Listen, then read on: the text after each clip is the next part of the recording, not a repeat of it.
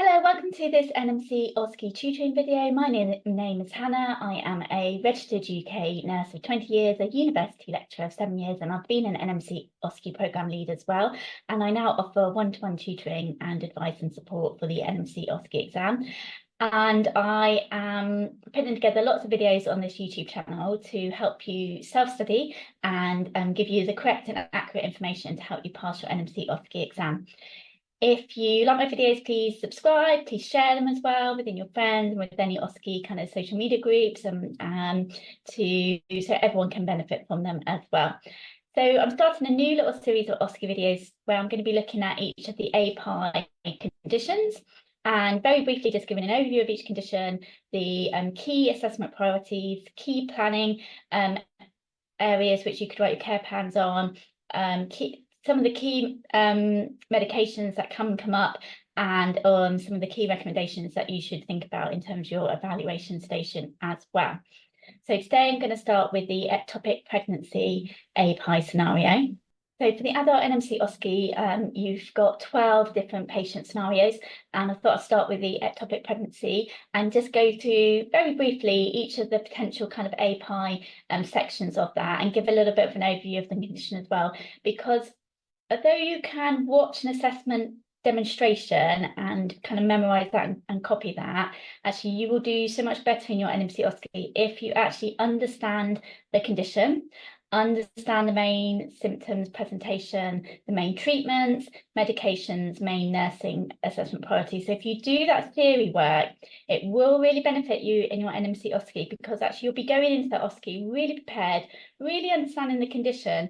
So actually nothing should be a surprise for you in your NMC exam because you understand that condition and the key things that will come up. So I really recommend really understanding each of the conditions because it will help you, because in your exam your memory can falter, and if you've just really memorized a set of actions, it can't when your memory falters, you need to be able to draw on that embedded nursing knowledge. So it is beneficial to really understand these conditions in depth, and it will help you. So ectopic pregnancy. So what is an ectopic pregnancy? So this is when a fertilized egg implants and grows outside of the main cavity of the uterus, and most commonly the embryo or the egg implants in the fallopian tube. And actually this condition is a medical emergency because there is risk of rupture to the fallopian tube and internal bleeding, and that can be life-threatening. So what are the signs and symptoms? So what might your patient actor be presenting with in the OSCE? And this is why it's good to know, because you will immediately know which areas you need to focus in on and which you need to prioritise. So often patients will present with abdominal pain. And this can be sharp, maybe one-sided, and sometimes you get referred pain, so where the pain radiates to the tip of the shoulder. So very often your patient actor could be complaining of shoulder tip pain, and that's due to referred pain.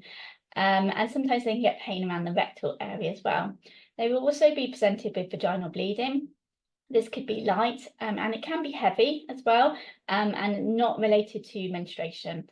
They might have missed a period as well. So similar to a normal pregnancy, they've missed that kind of first period. And if there has been a rupture of the fallopian tube, then they would present with signs of shock. So your patient actor could be complaining of feeling dizzy or faint.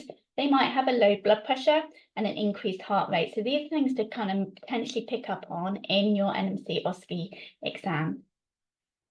So what causes a ectopic pregnancy? And again, this is important because you might find some of this information in your briefing and history around that patient. So if they've had some previous ectopic pregnancy, this increases the risk. If they've got pelvic inflammatory disease, and that can cause scarring within the fallopian tubes. Any previous surgery, fertility treatment. So in your NMC OSCE exam, sometimes the patient scenario, often the patient scenario is the patient has gone through fertility treatment. Okay. If they've got a intrauterine device in place, that can increase the risk. And smoking is another associated risk, and that's because it can affect the fallopian tube function. And again, in your NMC OSCE background information on that patient, sometimes it does say that the patient has got a history of smoking. So you can identify some of those risk factors around ectopic pregnancy and explain that to your patient as part of your kind of assessment as well. So how's it treated? So normally an ultrasound scan to diagnose and to confirm the location of the pregnancy. Again, that might be information within your OSCE.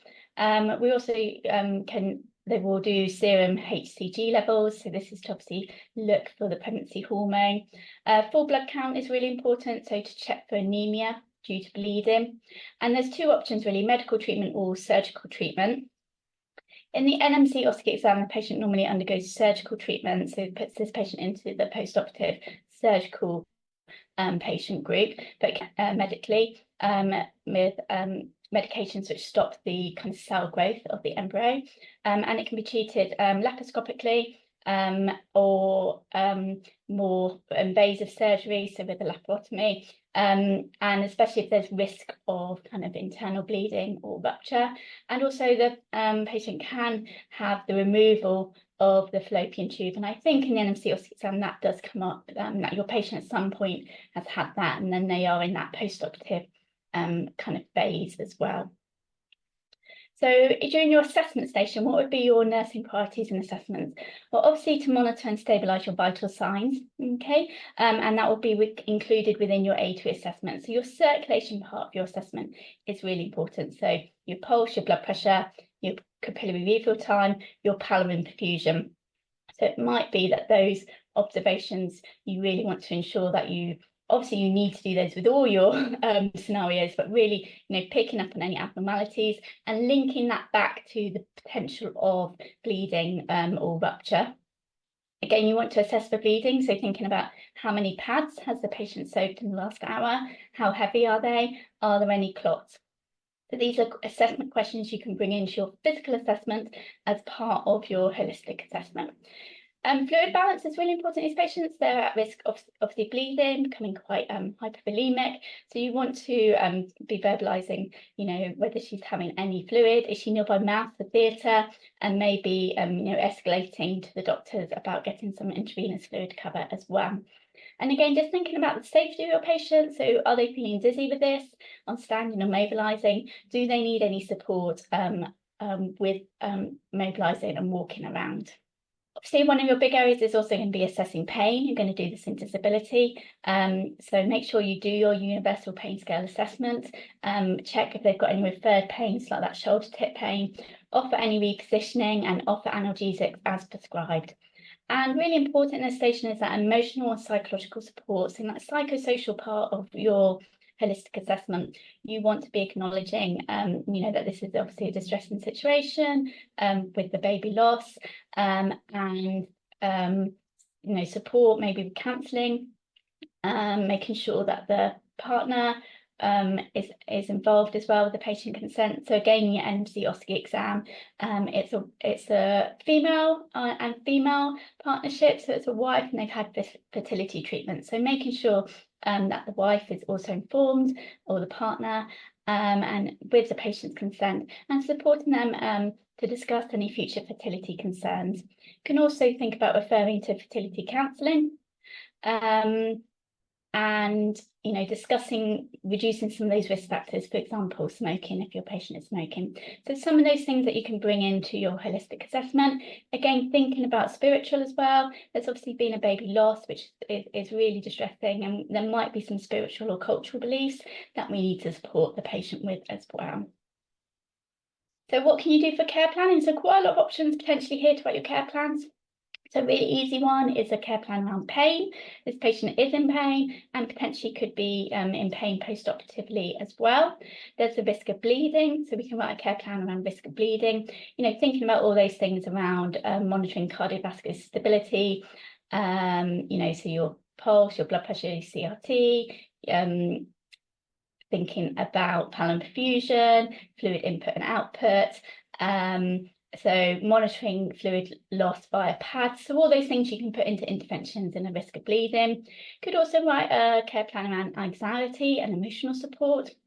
Thinking about providing, referral to bereavement counselling, fertility counselling, ensuring that the patient's wife or partner has been called and is able to visit, providing a quiet environment and time for the patient to talk with their concerns.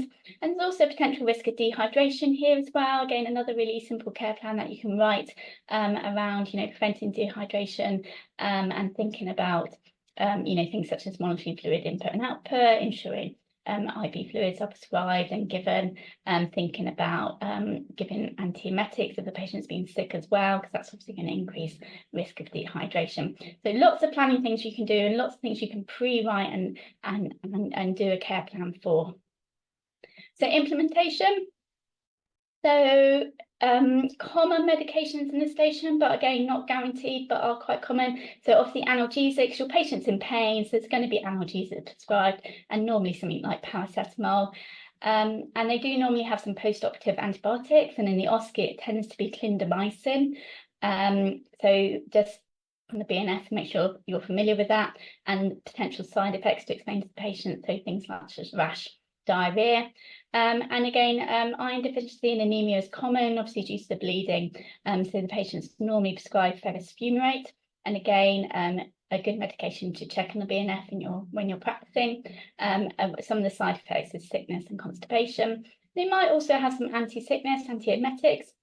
Medications such as metoclopramide and cyclizine are also good medications to look up beforehand and learn those. So evaluation, so obviously your evaluation is going to follow the evaluation marking criteria. You're going to think about obviously your situation, and again, I can't guarantee you what your evaluate who you'd be handing over to, but a lot of the time you may be handing over to the next nurse on shift.